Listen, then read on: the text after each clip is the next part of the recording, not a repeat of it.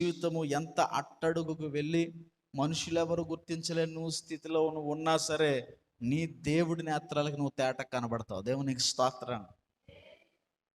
అక్కడ కూడా నిన్ను చూస్తాడు, అక్కడి నుంచి కూడా నీకు సహాయం పంపుతాడు. దేవునికి స్తోత్రం.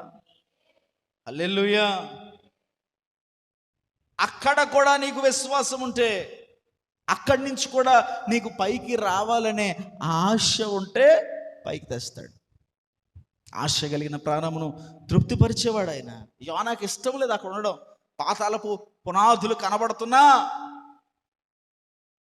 ఒకవేళ సముద్రపు గర్భపు అంచులోనికి మీరు వెళ్ళిపోతే, కొర ప్రాణం నీకుంటే మీరు చేసే పని ఏంటి? బతకలేమనే, ఇంకా బయటికి రాలేము, నిరీక్షణ లేని పరిస్థితుల్లో మీరు చేసే పని ఏంటి?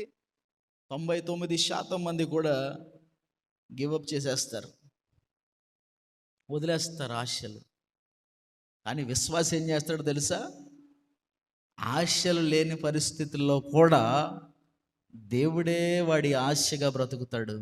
ఆ చివరి ఆశ దేవుడి మీద నిలిపి ఎవడైతే దేవునికి మొరపెడతాడో వాడి ఆశలని దేవుడు తీరుస్తాడు. దేవునికి స్తోత్రం.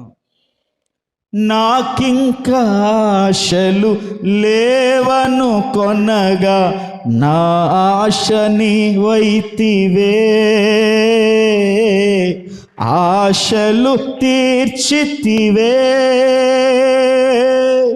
నాకింకా ఆశలు లేవను కొనగా నా ఆశ నీవైతివే,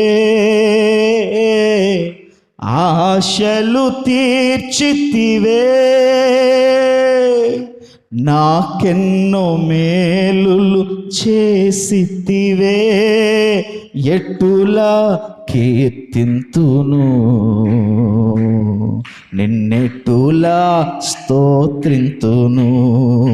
హల్లెలూయా. యేసు రాజా కృతజ్ఞత స్తుతి నీకే. హల్లెలూయా యేసు రాజా.